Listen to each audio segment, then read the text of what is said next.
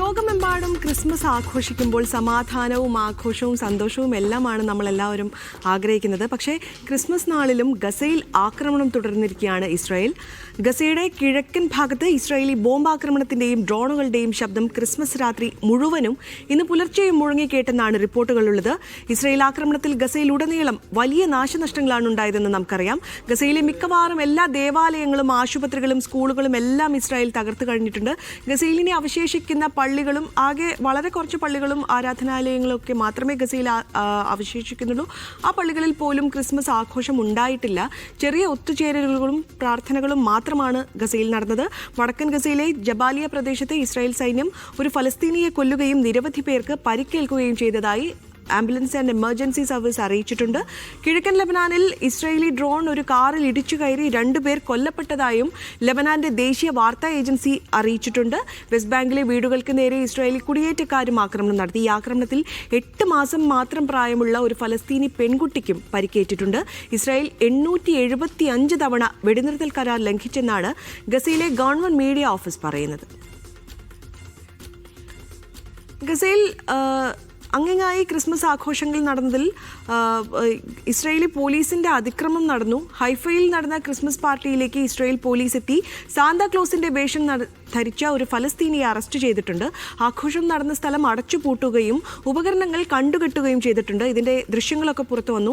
അതിൽ Israel police പുരുഷന്മാരെ നിലത്തേക്ക് തള്ളിയിടുന്നതും ആളുകൾ നോക്കി നിൽക്കെ തന്നെ കൈവിലങ്ങിടുന്നതുമെല്ലാം കാണാനുണ്ട്. എന്നാൽ സാന്തയുടെ വേഷം ധരിച്ച ആള് അറസ്റ്റ് ചെയ്യുന്നത് ചെറുത്ത് ഒരു ഉദ്യോഗസ്ഥനെ ആക്രമിച്ചെന്നാണ് ഇസ്രായേലി പോലീസ് പറയുന്നത്.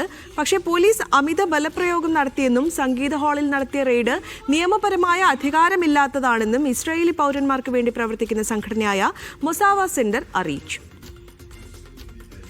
ഈ ക്രിസ്മസ് ദിനത്തിൽ സാധാരണഗതിയിൽ മാർപ്പാപ്പ ഒരു ക്രിസ്മസ് ദിന സന്ദേശമെല്ലാം നൽകാറുണ്ട്. നമ്മളെല്ലാവരും ആ സന്ദേശം എന്താണ് എന്നുള്ള കാര്യമൊക്കെ വളരെ ആകാംക്ഷയോടെ തന്നെ നോക്കിക്കാണാറുണ്ട്.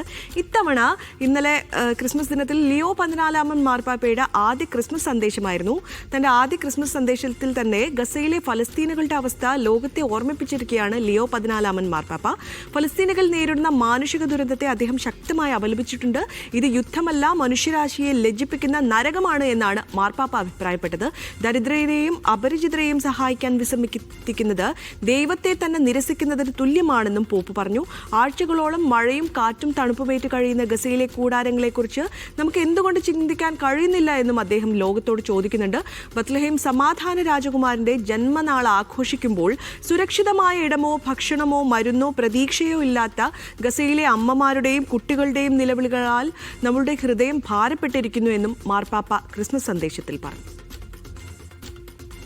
ഇനി നമുക്കറിയാം, ഗസയിലെ പോലെ തന്നെ നീണ്ട നാളുകളായി ആക്രമണം തുടരുന്നത് യുദ്ധം നടന്നുകൊണ്ടിരിക്കുന്ന ഒരു സ്ഥലമാണ് യുക്രൈനും റഷ്യയും. യുക്രൈനിൽ റഷ്യൻ ആക്രമണം വീണ്ടും ഉണ്ടായിരിക്കുകയാണ്. രാജ്യത്തെമ്പാടും വൈദ്യുതി വിതരണവും തടസ്സപ്പെട്ടിട്ടുണ്ട്.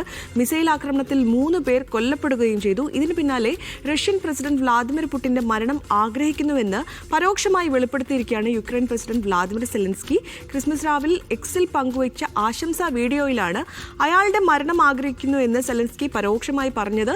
ചൊവ്വാഴ്ച യുക്രൈനിലുണ്ടായ റഷ്യൻ മിസൈൽ ആക്രമണത്തിൽ 3 പേർ കൊല്ലപ്പെട്ടതിന് പിന്നാലെയാണ് ഈ വീഡിയോ പങ്കുവച്ചത്. ക്രിസ്മസ് തലേന്ന് റഷ്യക്കാർ വീണ്ടും തങ്ങൾ ആരാണെന്ന് കാണിച്ചു തന്നിരിക്കുകയാണെന്നും ഇത് ദൈവത്തെ മറന്നുള്ള ആക്രമണമാണെന്നുമാണ് സെലൻസ്കി വിമർശിച്ചത്.